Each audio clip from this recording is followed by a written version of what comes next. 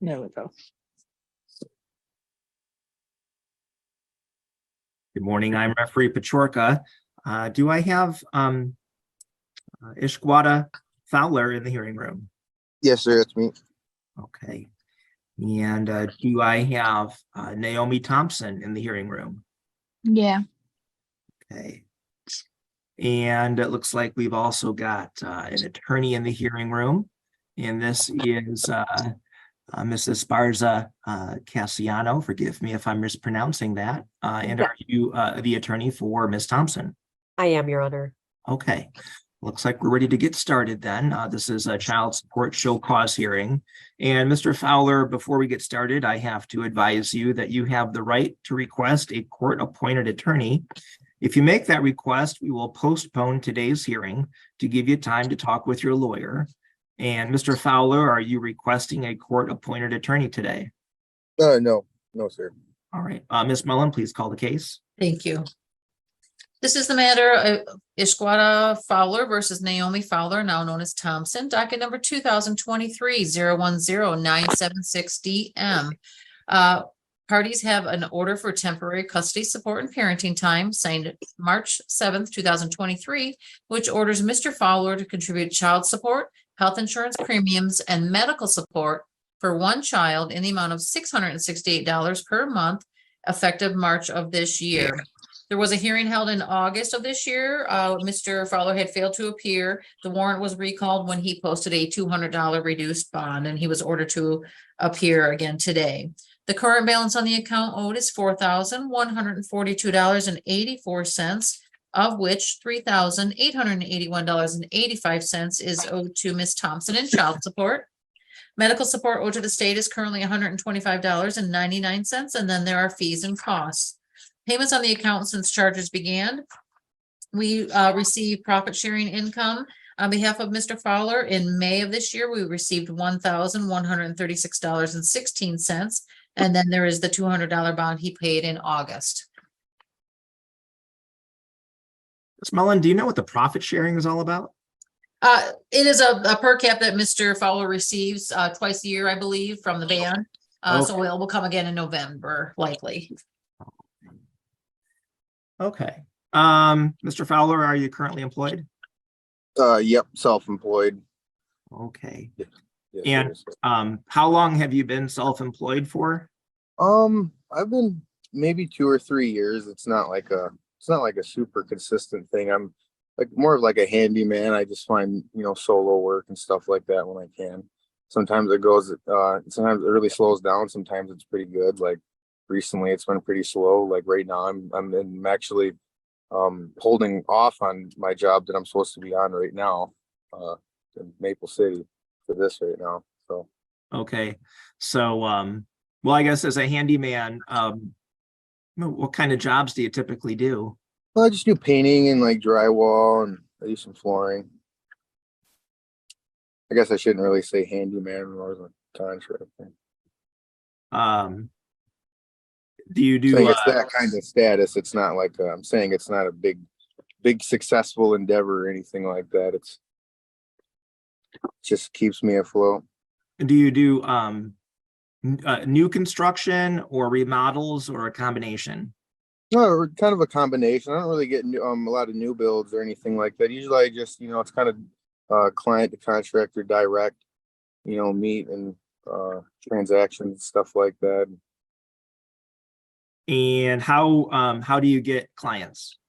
I usually I advertise on Facebook, and I post my credentials and stuff like that, and I'll provide people with references and stuff like that, and say I have this work and I'm insured and this and that, and people say here's my number, you can contact me via Facebook or email or however you choose. And do you have a DBA or an LLC or something like that? DBA. And what is your DBA? It's right now it's under Fowler Interiors.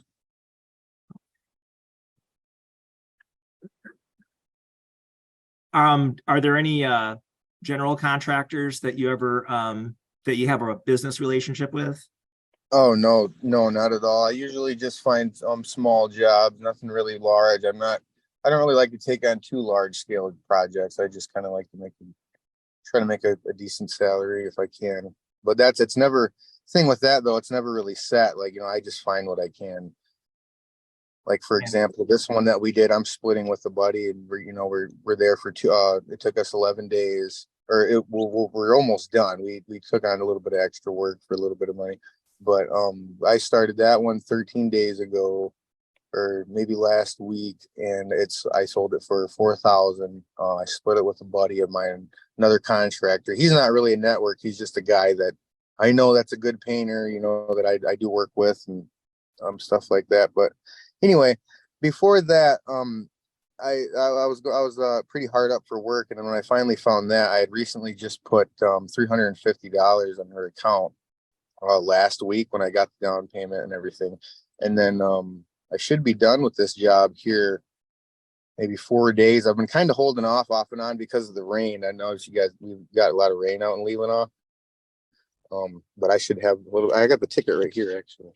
It's right, the 350.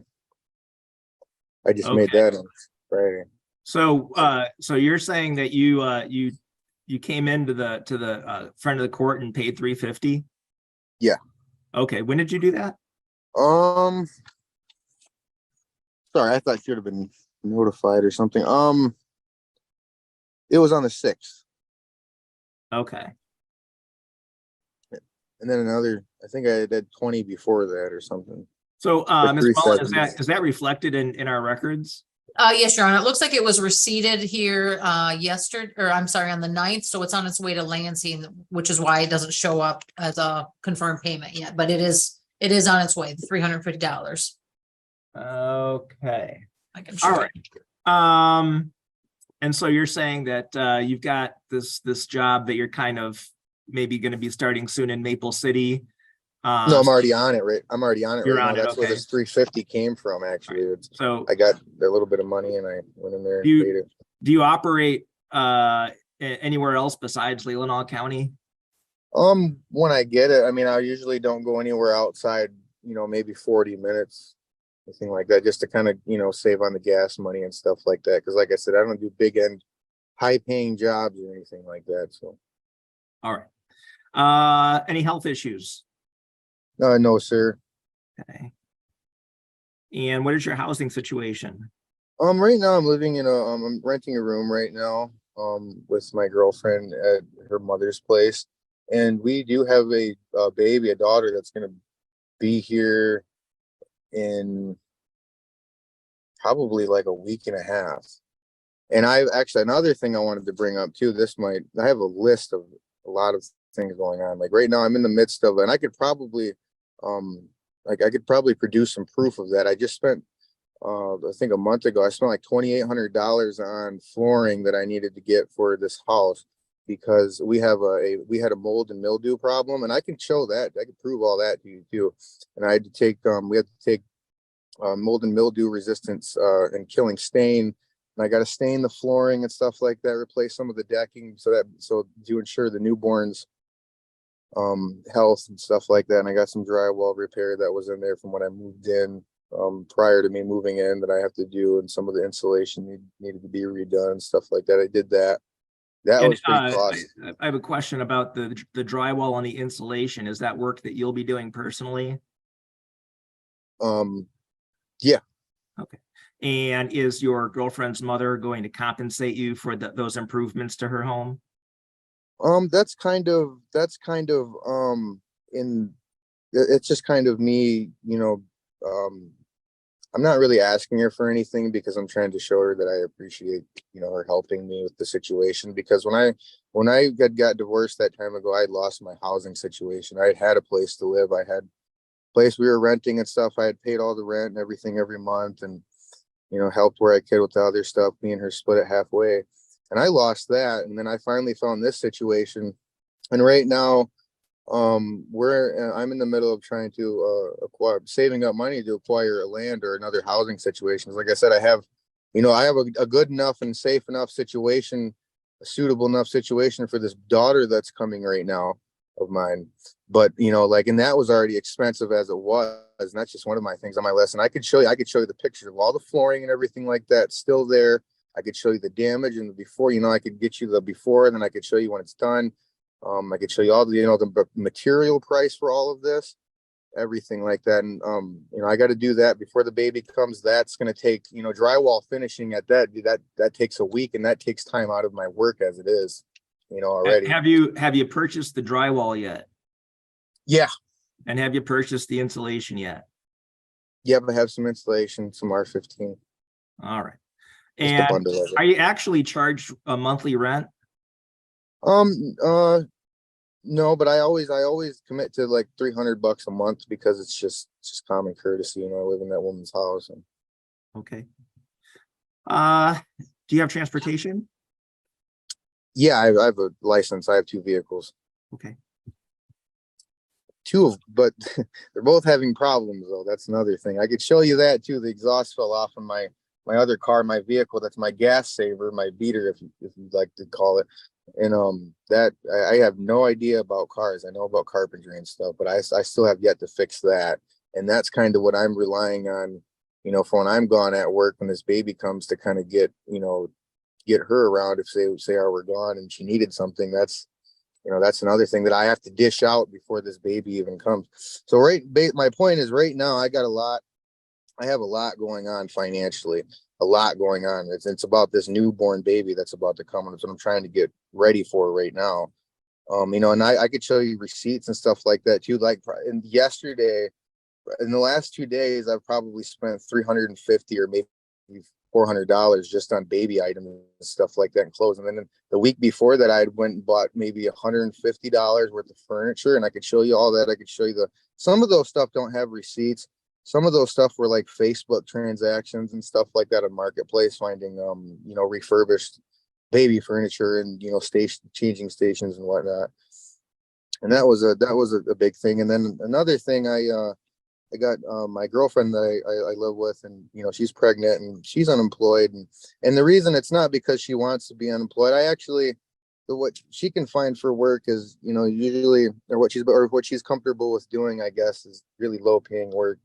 And so I've just always, you know, had her not go to work, because it usually gets in the way of my jobs. And, you know, it doesn't, with my truck and my cars and all my expenses and stuff, it didn't equal out. We tried it. She did get a job, and it just didn't work out with the contracting and everything, and you know, getting her daughter and everything like that.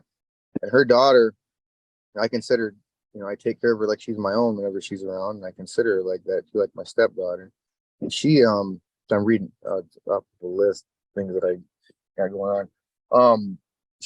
We have to get her at